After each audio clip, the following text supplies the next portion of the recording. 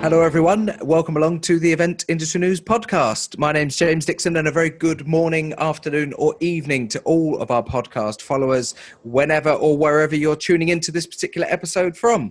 Today's podcast is brought to you by our sponsor, Engage, powered by D2I Systems, winner of Best Event Management Platform at the 2017 Event Technology Awards. To learn how Engage can make your business more profitable, visit d2isystems.com/engage.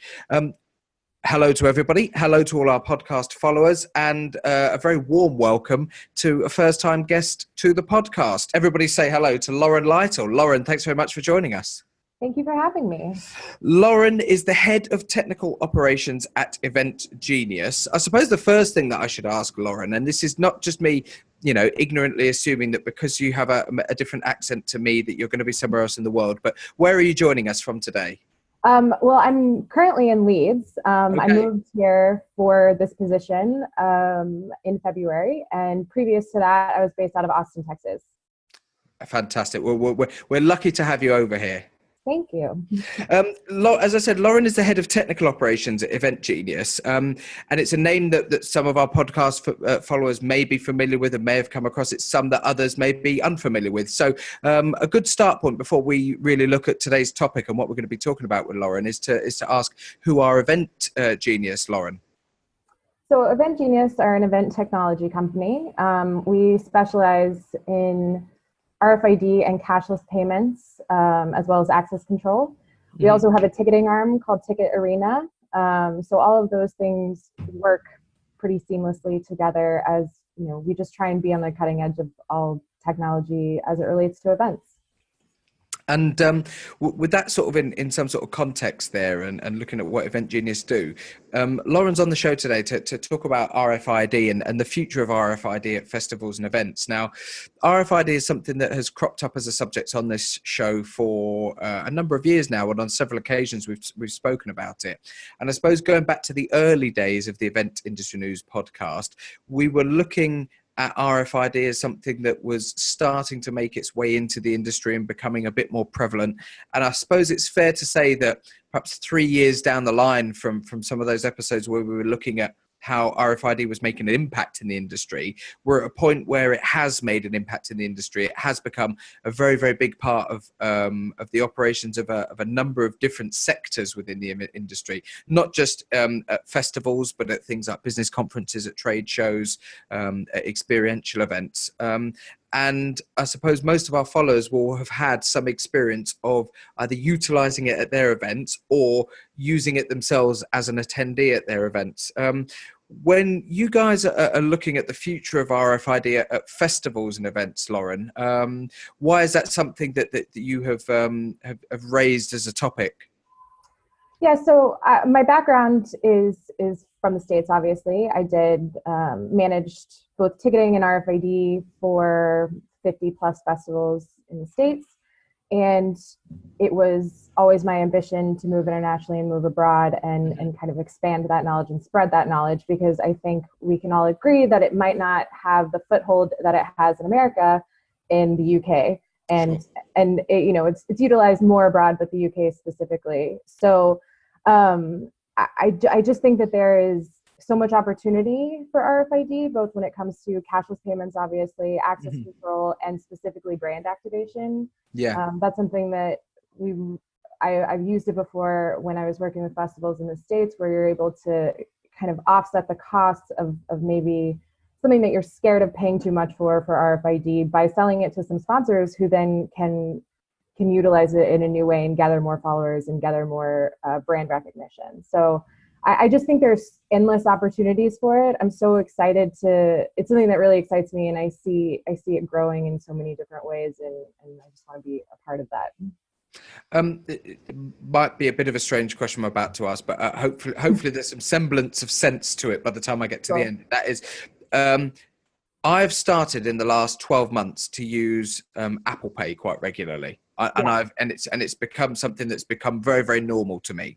That when it first came about, people saw it maybe as a bit of a gimmick, or they weren't quite sure of the security of it. They would have certain reservations, but now you see more and more people doing it, and not just with the Apple smartphones, with any of the smartphones out there with contactless payment. Now, with that in mind, are we at a point now perhaps where utilizing RFID and contactless devices or passes or wristbands, whatever they may be at events, is now something that is a little bit more not just accessible to audiences, but actually something that they accept a little bit more freely than they might have done 3-4 years ago when we were having our earlier discussions? Yes, absolutely. I think it's all about, as these new technologies roll out, I think it's all about training, and Apple Pay and contactless, I think, has done a great, part of the job for us with RFID to get people comfortable with the idea of paying with something other than this credit card that they're carrying around or cash. Sure. And one of the biggest benefits, obviously, of RFID in the payment category is that it allows the payment system to operate offline. And with Apple Pay and contactless, you still require a network. So part of it's really pushed us forward, I think, in getting people more comfortable with the idea of using RFID for payments. Now, that's an interesting point that you raised there about the connectivity and the networking side of things, that, as you rightly point out, with an RFID system, if you were to deploy that at an event as a means of contactless payment or cashless payment, you don't necessarily need a cellular network or a Wi-Fi network or any sort of temporary network infrastructure there, which you would. And so because people are comfortable with paying contactlessly and using a device to do that, this is actually negating the need to rely on those networks, isn't it? Yes, absolutely. That's one of the biggest upsides of it. Previously, I've used open loop cashless systems. In the States, we don't really have contactless. We have Apple Pay, obviously, but there's no tap yet. So sites are fully networked, and it's open loop cashless, where transactions go through live with your wristband that stores a token that then activates a payment directly from your debit card. I think one of the benefits of doing it over here and having closed loop be so much more prevalent is that lack of need for a network. You could fully operate a payment system on site with nothing. So I've really grown to appreciate that and enjoyed seeing that deployed on different festival sites. That's interesting that at the start of the episode you said that the RFID and its use at festivals and events and as a means of contactless or cashless payment, access control into different areas, whatever it may be, has definitely been used heavier in the US for events. But we're actually maybe a little bit further ahead when it comes to the acceptance of certain types of contactless payment. So in some respects, actually, we're fully geared up mentally to deal with this, but we haven't maybe embraced it as much as we could have done. Yeah, I think that's absolutely true. I think, the UK is a small industry, and it's 3 UKs fit in the size of Texas. So Sure. Yeah. everybody is close, and people have seen failures of RFID in the past. And I think it makes people a little bit skittish, honestly. And I just think it's about changing the perception and really pushing it forward and showing the benefits. Sure. So, yeah. Well, one question that I must ask, and it might be a bit of a bore to some people out there, is the issue of data. And we went through, a month or so ago, we went through quite a major change in regulation in the EU that includes us for the time being. And when we first identified RFID and when we first looked into the actual logistics of how it works, it was made very clear by a number of different people on this show as well that there's no data itself held on an RFID chip. It's simply a means of addressing, a unique point. So the RFID chip is unique to, data held somewhere else completely. That said, the chip still has to reference data of some description. Did those changes in law a month or so ago actually affect how the process of RFID works?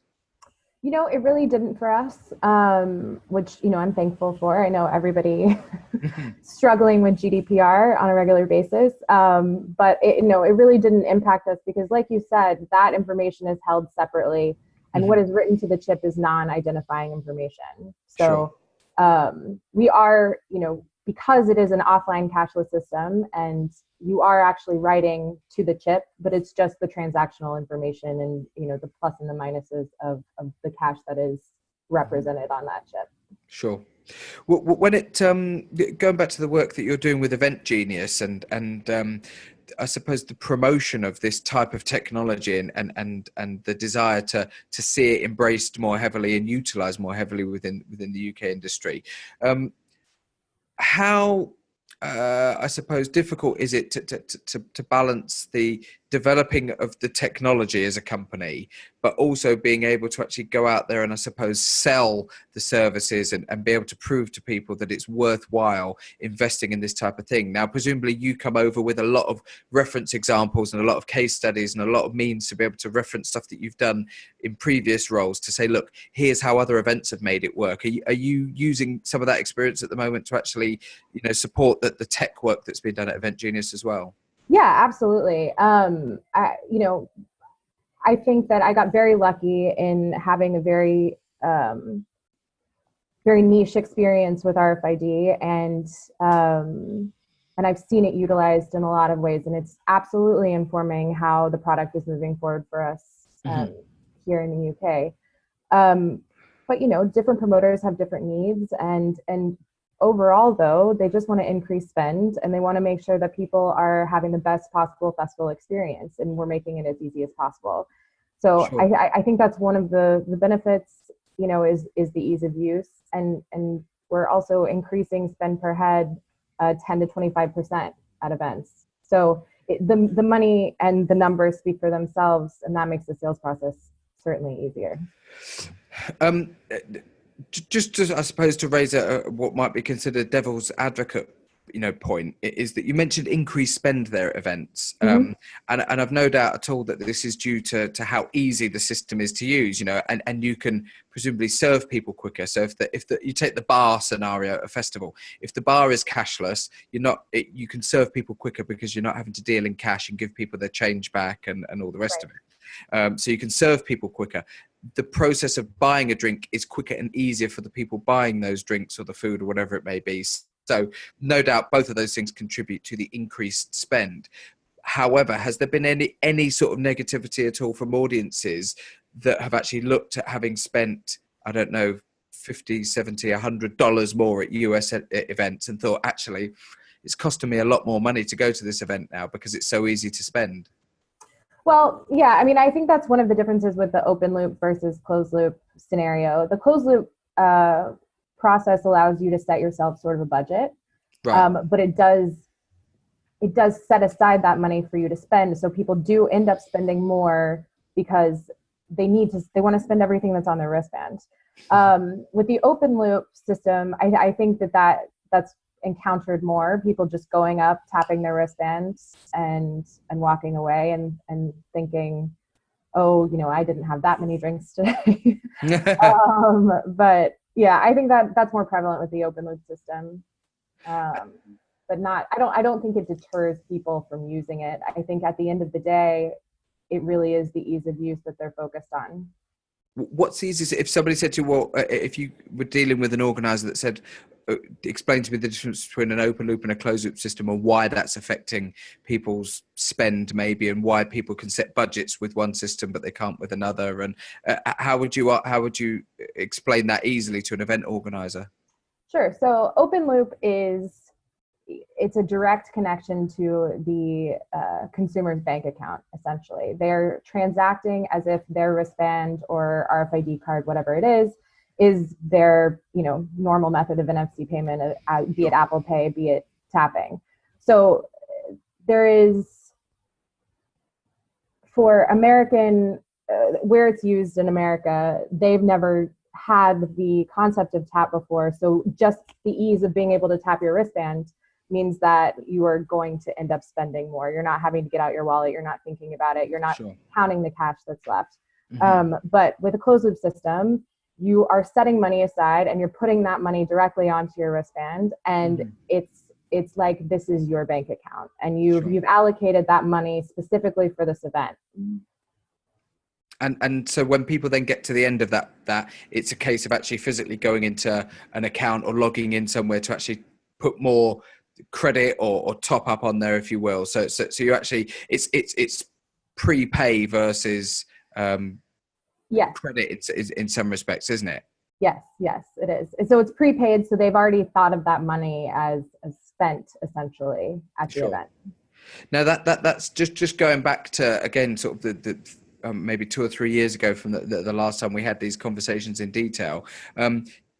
On a plus side, the whole process is something that gives people far greater flexibility and opportunity to actually plan ahead for an event, isn't it, as an audience member? Because rather than sort of waiting until their wage lands in that particular month, they can actually plan well in advance to actually put that stuff in. Yeah, exactly. And we have a prepaid voucher system that we utilize, where we put different denominations of top-up amounts on sale prior to the event, allowing event organizers to secure some of that revenue ahead of time and get an idea of what their potential top-up and spend might be. And then that is distributed as an e-ticket, brought to site, and then scanned and applied directly to the consumer's wristband. So Sure. they are, if they do have a payday where they decide they have a little bit extra money, they might be able to set it aside in advance for this event and really plan out what they're going to spend and how they're going to spend it. How has the infrastructure that's required on site itself developed, and has that become a bit more of a streamlined process and an easier thing to deal with? So when you're actually delivering your services on site at a live event site, what is required in terms of hardware, in terms of infrastructure? Yeah, so we use primarily small handheld Fomoco devices that are given to each bar staff member on a lanyard. We use those for both bar sales and also top up. So Right. distributing devices is much easier than going and installing actual hardware and terminals at specific bars, which can take days and can be expensive to network and things like that. So this is the actual touch point that somebody would touch their wristband to, is actually on a lanyard around the bar staff, so they're not having to reach over and touch a specific fixed point as such on a bar. Exactly. We've just found that to be, it's the most cost effective. It requires the least amount of setup time. So then at our top up areas, typically we suggest having a network there for PDQ machines so people can top up using credit cards if they want to. But that would then be the only place where a network were potentially required just to process that card payment. Sure. And then the devices are used to apply the credit, and people will walk away and are ready to spend. So it's really minimal in the amount of infrastructure required, which I think is also an attractive piece. Is there a scenario where somebody has bought their ticket and created an account as such for that particular event that's relevant to them, where they can actually save securely, credit card or debit card details, so that they could just log into an account and select an amount rather than actually going to a PDQ with a card itself and topping up? Well, it really goes back to that voucher situation that I was speaking about earlier. It's through our Ticket Arena Event Genius platform that we sell these vouchers, so everything can be streamlined through that. Excellent.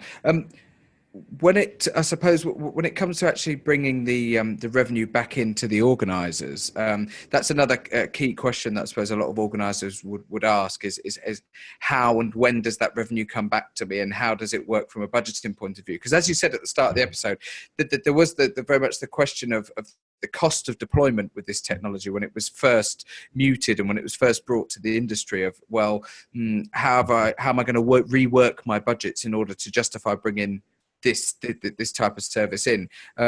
If an organizer can find a sponsor for it, and if they think actually no, this is very worthwhile in terms of finding existing budget to deploy it, how do they get the actual finances back into them, and how does that side of things work?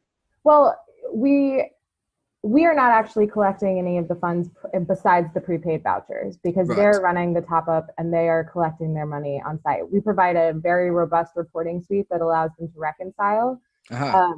But that really is for them to just collect their funds, and then obviously we would settle the prepaid vouchers after. Right. One of the pieces of RFID in this closed loop system is refunds. So customers are allowed to do either on-site refunds if the promoter so chooses, where they come up and we scan their wristband and see how much money they have left and provide an actual cash refund on site. And we also have a portal where people can go and apply for refunds post-event. So they would type in their RFID tag and their balance would be verified, and then that money would be directly transferred to them via bank transfer. Sure. Do you find that statistically, I guess sort of put myself in the scenario, if I've set aside £250 for a weekend at a festival and I've preloaded that onto a system that's going to allow me to pay cashlessly, I suppose in some respects that I'm going to make sure that I spend all of that, because a lot of people's attitude will be, well, I've put that aside for the sole purpose of that weekend. I would guess that statistically there's not a huge percentage of people who are ending up at the end of an event with funds still available in their account. Right. No, there really aren't. It just depends on the length of the event and things like that. People obviously are willing to top up more for a longer event, and then a lot of our events are just single day events, so they might have a little bit of money left on their tag, but they really are motivated to spend that money. It's on there, they might as well. And the promoter obviously wants them to spend it. But if they don't, their refund is possible. Sure. And when we're talking about deploying it at an event site, I guess that the common scenario of physical interaction will be via a wristband. If we're talking about something like a festival, if it's maybe a more business-led event, it could be incorporated within the attendee's lanyard. The actual cost of those physical items now with the RFID chip incorporated within them, how has that improved over the last 2, 3, 4 years? Is that something that has come down in cost now and is more accessible? Yeah, I mean, I think that it's just there's been increased competition in the market. There are tons of different vendors and suppliers now who are getting into this area, and that natural competition, creates a drop in the price. So sure. I think that promoters look at these hard costs of wristbands and things like that, and think that it's going to potentially break the bank, when in reality I think it's a small per attendee cost that can be offset perhaps in the ticket price, or in a fee maybe for the refund, or we also have an activation fee that we can enable, where the first time someone goes to top up, we hold back maybe £1, and that can be used to set aside for the promoter to offset these costs. Sure. We've spoken a lot about the use of the system as cashless payment, but of course it can do a lot more than that. The ability for the chip that's personalized to somebody and references somebody specifically means that you can do all sorts of different things. When we talk about stuff like access control and restricting access into certain areas of an event, we've explored that possibility before. Again, how easy is that to deploy, and is that something that Event Genius also deal with, or is it just the payment side of things? Yeah, we absolutely do access control. That was really my bread and butter before I came here, so I know how well it can be utilized. Sure. and how complicated those setups can get. But how much security it does provide to an event organizer. So yeah, the RFID, it is enabled to do whatever we need it to do, and we can definitely utilize that access control piece. When you're utilizing it for the purposes of access control, does there still have to be quite a significant level of a human element to it, whereby somebody is in a similar way that somebody would tap their RFID chip to the bartender's lanyard, to the device that they're wearing? Would they still do that to a steward or to a security guard, or are we talking about fixed points that they would touch to and then actually provide mechanical access? Yeah, there's a human element to it at this point, but I think people are used to that with getting their tickets scanned already. There's not, I don't think it requires a huge amount of additional infrastructure. Okay, so we're talking about people actually tapping the touch point with somebody in order to gain access to a certain area. And I guess then that when we look at that scenario from an analytical point of view and a data generation point of view, by deploying this type of RFID technology into access control, you're then allowing yourself to report back on movement in and out of certain areas, which is going to be very useful for organisers. Absolutely. Just giving that general traffic flow of the festival can really give you insight on staffing needs and where you need additional bartenders for your cash list potentially. Yeah. It really gives a full sense of the movement around the event, and I think that that's really valuable information. Sure. Well, what are you able to tell us about anything that you may be working on at the moment or have worked on in the UK? And what is your I suppose reaction since coming over here been to some of the organisers that you've spoken to? Have you seen that there is a positive move towards deploying this on a wider scale? Yeah, I think so, definitely. I think that things are shifting a little bit, and people are seeing the value in it. We did our first RFID event in September of 2016. Right. And we did, I believe, 16 festivals in the first 18 months. We're slated to do another 20 this summer so far. But we have several that are tentative at the moment, so that number is only going to grow. I think people are definitely getting more on board for it, and it's really neat to be part of that shift. We're working on a ton of different things. We have a fan app that's in development that's also going to integrate RFID for loyalty programs and things like that. Mobile top up, being able to top up from your mobile phone and having that directly hit your wristband the next time that you visit a bar. All sorts of really cool new features that we're working on at the moment. And if people want to find out about the stuff that you're working on, tell us how they actually contact you. Yeah, absolutely. You can visit our website at eventgenius.co.uk. It'll give you a full rundown of all of our services and the best places to contact us, and our a link to be able to contact our sales team directly. Fantastic. One thing I should ask is that of the events that you have worked with, have any of them been exclusively cashless and contactless, or is there still very much a combination of the RFID systems with an element of cash in there as well? Most of them are cashless in that we're still accepting cash at the top-up stations potentially. Right. Okay. I have not seen an event that was exclusively 100% just card payments at top up and then cashless at the bars, but absolutely, plenty of events where every vendor and every bar is exclusively using the cashless system. And I guess one thing that we haven't mentioned that has a knock-on effect and a positive knock-on effect is that this system reduces the physical amount of cash that may be on a site.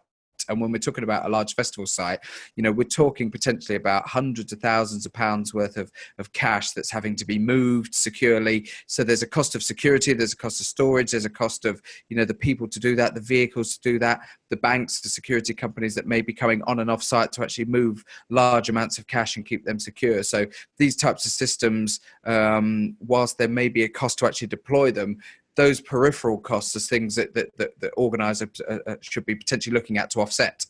Yes, absolutely. Keeping the cash in one secure location really reduces the potential for theft or mishandling of the cash in any way, reduces your need for high-level security that's protecting that cash. And that's one of the big benefits of the system for sure. Fantastic. We've been talking today on the podcast to Lauren Lytle. Lauren is the head of technical operations at Event Genius up in Leeds. And if you want to get in touch with them, I'm sure it'll be very, very easy to hop on your phone, your tablet, your laptop, and find out a little bit more about Event Genius and what they're doing with RFID. As I said at the start of today's episode, it's something that we haven't spoken about on the podcast in quite a while. Going back to the early days of the podcast, there were a number of episodes where we looked at what we could potentially do with RFID. It was still very much in its infancy, but I know now that more and more event organisers have used it for many different reasons, and slowly but surely, I think we're creeping towards where we're going to see this become something that we see very regularly at the events that we're attending. So thank you very much to Lauren for being our guest today and for talking about that particular subject. Don't forget that the podcast is brought to you by our own sponsor, Engage, powered by D2I Systems, winner of Best Event Management Platform at the 2017 Event Technology Awards. To learn how Engage can make your business more profitable, visit d2isystems.com/engage.